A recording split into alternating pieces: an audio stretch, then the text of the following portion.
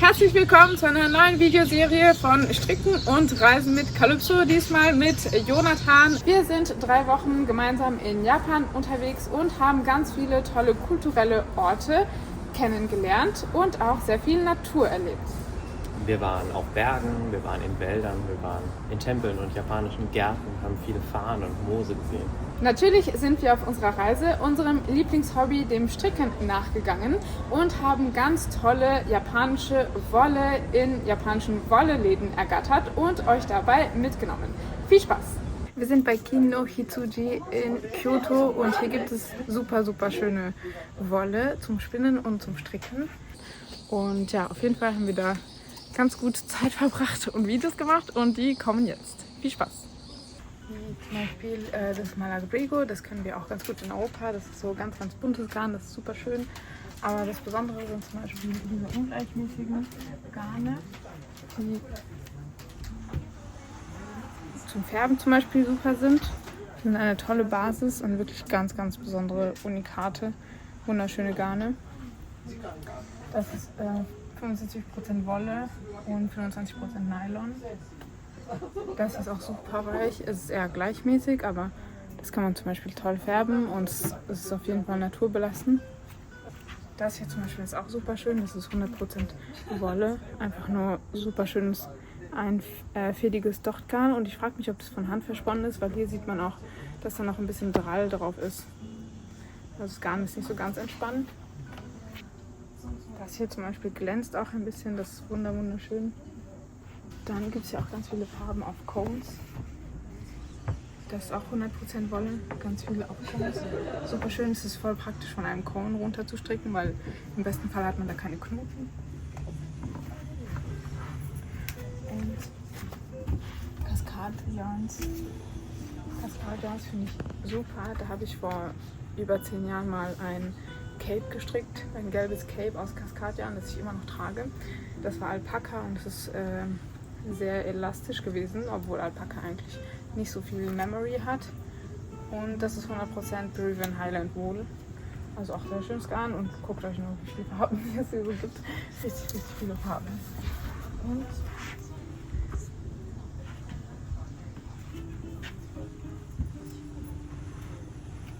hier unsere heißgeliebten Zauberbälle, die wir selber gerade dabei haben zum Sockenstricken. Also Deutsche haben es auf jeden Fall gut, die sind auf jeden Fall gute Sockenwolle-Hersteller anscheinend. Oder die machen beliebte Sockenwolle, auch für die Menschheit. Und in diesem Geschäft ist auch Spinnen sehr groß. Hier kann man zum Beispiel ein Spinnrad sehen.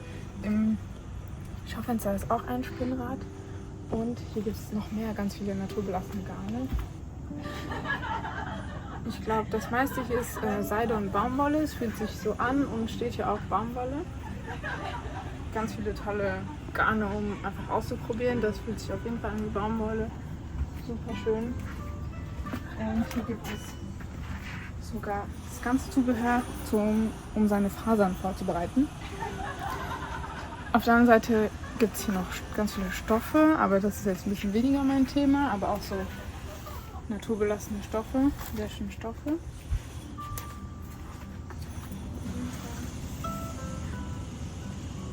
Japanische Zeitschriften, das hier ist richtig cute, dieses Modell, finde ich. Und auf der Seite hier auf jeden Fall handgesponnene Garne. Super schön. Super schön. Kleine Schätze, kleine Unikate, auf jeden Fall. Schätze. Guck mal, das könnte dir gefallen. Das gefällt mir.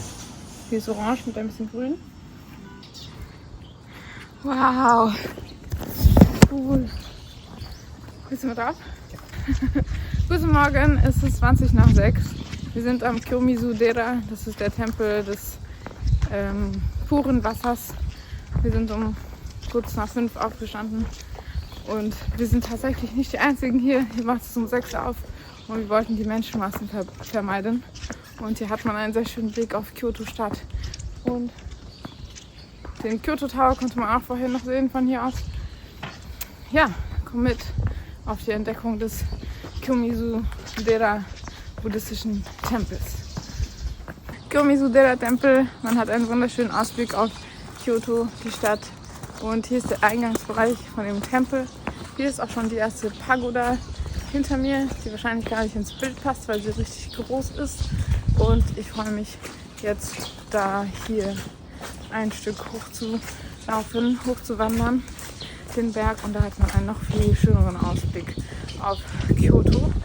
Und ja, ich kann mich erinnern, dass ich, als ich das vor 10 Jahren besichtigt habe, so richtig begeistert war. Und ja, deswegen bin ich froh, dass wir so früh aufgestanden sind, damit wir keine Menschenmassen haben wie beim Fushimi Inari. Und trotzdem ist hier schon einiges los.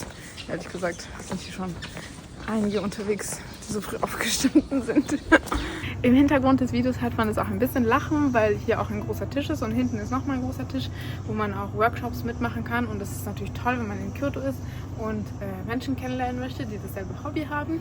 Und natürlich auch, wenn man lernen möchte, was man mit so wunderschönen Faser-Dingern anfangen kann, dann ist es natürlich super, wenn man auch passend dazu Workshops hat, um ja, was zu lernen. Also auf jeden Fall Top-Empfehlung, einer meiner Lieblingsshops, die ich bis jetzt gesehen habe in Japan. Mal sehen, ob ich mir noch was kaufe.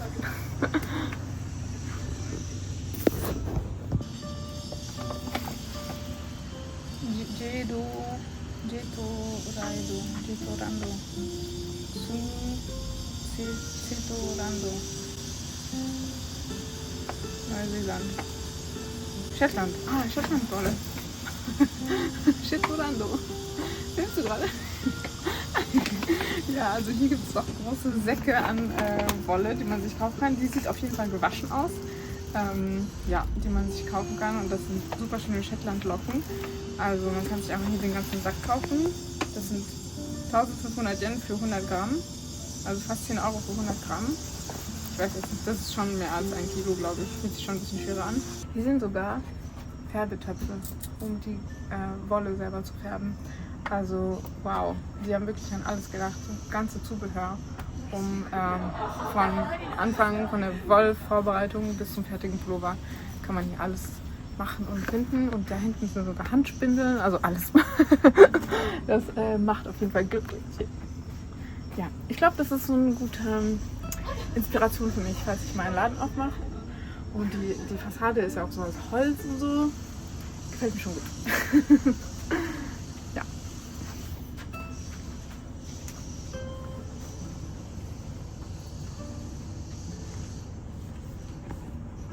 So sieht der Tempel des reinen Wassers in seiner vollen Pracht aus. Man verspürt hier wirklich eine wunderbare Ruhe und einen sehr angenehmen Frieden. Die Menschen respektieren diesen heiligen Ort und genießen ihn auf eine sehr entspannte und friedliche Art und Weise. Einerseits den Blick auf die Stadt Kyoto und andererseits diese wunderschöne Energie, die man hier verspürt, wenn man hier durchspaziert, durch diese Holzkonstruktion und dann auch durch den Wald. Ich trage mein Top und mein Cardigan Flower Rain. Die sind perfekt geeignet für dieses Klima und haben auch ein sehr schönes Lace-Muster. Zurück bei Kin no Hitsuji, dieser Laden hat wirklich alle meine Erwartungen übertroffen. Naja, hatte ich Erwartungen? Nicht wirklich, aber ich war sehr, sehr überrascht, was wir hier gesehen haben. Wirklich alles, was das Herz einer Handarbeiterin höher schlagen lässt. Man findet alle Utensilien zum Wolle vorbereiten, von der Kadiermaschine bis zur Handspindel, Spinnrad. Es gibt ganz viele Fasern zum Verspinnen, die zeige ich euch gleich auch noch. Eine ganze Wand voll nämlich. Wenn man es wirklich ernst meint, kann man sich auch einen Sack Rohwolle kaufen und die Verarbeitung wirklich ganz am Anfang beginnen, beim Kadieren und danach möglicherweise färben und schließlich spinnen und stricken. Also dieser Tempel, der gehört der Husu-Buddhisten oder wird von den Husu-Buddhisten betrieben, besser gesagt. Und schaut euch nur diesen Ausblick an. Und da unten fließt das heilige Wasser. Da.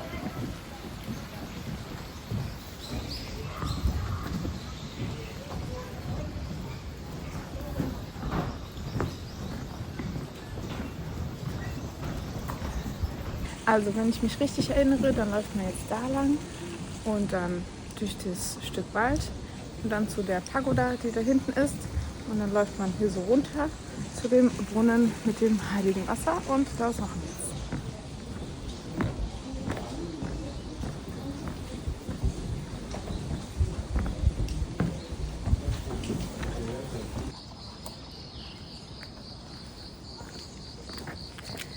Wir haben unsere Explorationstour durch die Wolle-Läden in Kyoto weitergeführt und waren noch im Geschäft Kinno Hitsuji.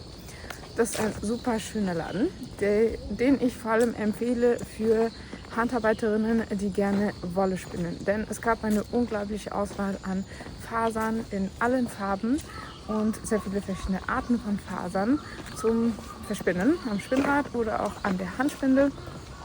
Und vor allem Jonathan ist da sehr fündig geworden mit ganz, ganz tollen handgesponnenen Garnen, die ich ihm ein bisschen schmackhaft gemacht habe. Und ja, ich bin auf jeden Fall mittlerweile kann ich ganz gut für Jonathan Garne raussuchen und am Ende kauft er mehr als ich. Ja, Philipp ist halt ein gutes Händchen für die Farben, die mir sehr gut gefallen. In dem Fall war das Orange und Rot. Und also gemischt in einem Garn und auch ein bisschen mit Grün war mit dabei und genau, es waren verschiedene. Pink auch. Und Pink auch, ich liebe Pink. Und das waren also verschiedene gemischte Farben in auch unterschiedlichen Dicken. Ja, und sie sind schon ähnlich genug, dass man sie zusammen verstricken kann, aber vielleicht meinst du eher, dass sie halt ungleichmäßig ein bisschen gesponnen sind. Und auch ein bisschen ungleichmäßig, genau. Und ja, reichten. Also ich würde gerne einen Pullover daraus stricken, allerdings war das dann auch nicht genug Garn. Genau. Ja. Das sind einige verschiedene Farben und sind insgesamt 250 Gramm an diesem handgesponnenen Garn, handgesponnen in Japan. Super, super schönes Garn.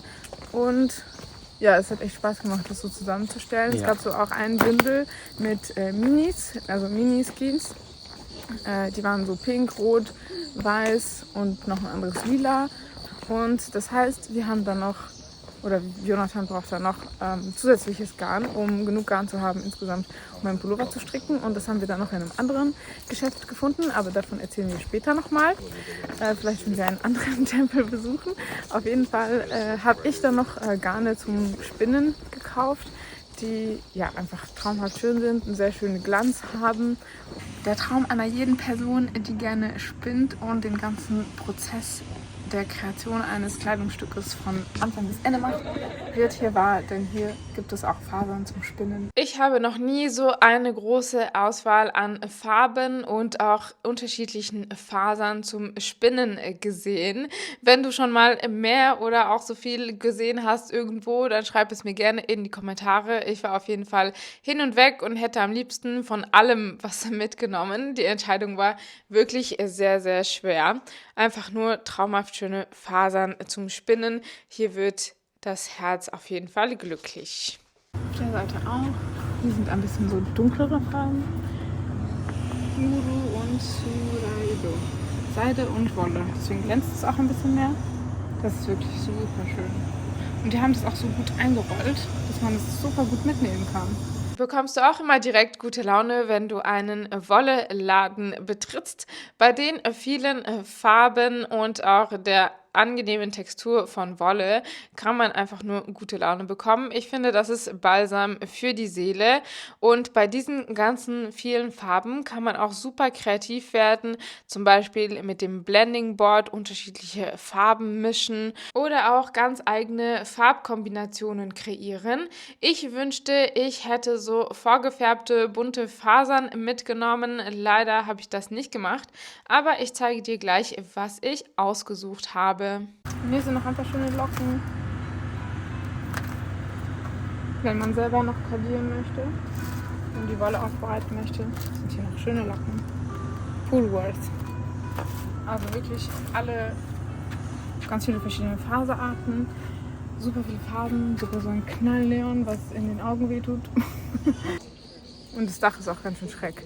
Ja, auf jeden Fall habe ich mir sehr schöne Fasern zum Verspinnen gekauft bei Kinno Hitsuji. Die haben wirklich Wände voll mit sehr schönen Fasern und unterschiedliche Arten von Fasern und ganz, ganz viele verschiedene Farben. Das ist also für Spinnerinnen wirklich ein kleiner Traum, dieser Laden.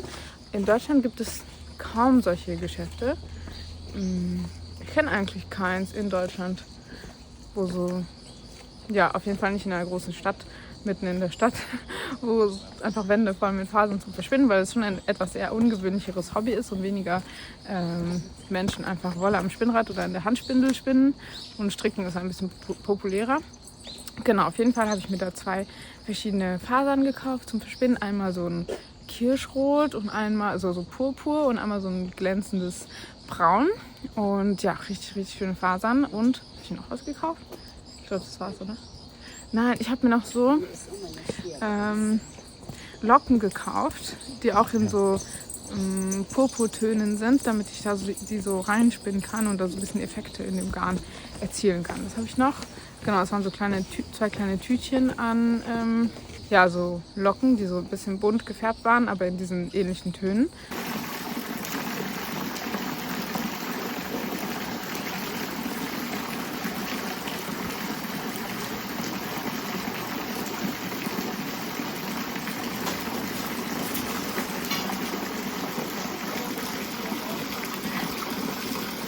Wer sich noch nicht selbst an das Spinnen heranwagt, kann bei Kinno Hitsuji auch fertig handgesponnenes Garn kaufen in ganz vielen interessanten Farbkombinationen. Jonathan ist da tatsächlich schwach geworden oder habe ich ihn überredet? Naja, vielleicht ein bisschen von beidem. Auf jeden Fall hätte ich gerne den ganzen Tag hier verbracht und am liebsten auch an einem Workshop teilgenommen. Schreib mir gerne in die Kommentare, welche Farben du am liebsten mitgenommen hättest und auch, ob dieser Laden dich zum Spinnen anregen würde. Ich war auch ganz fasziniert von den vielen schönen Locken hier.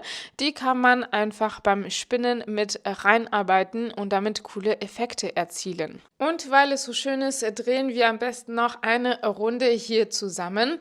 Ich habe 2015 ein Auslandssemester in Tokio gemacht und deswegen auch Japanisch gelernt. Diese Japanischkenntnisse helfen mir auf jeden Fall, die Banderolen der Garne zu lesen und herauszufinden, welche Faser das ist.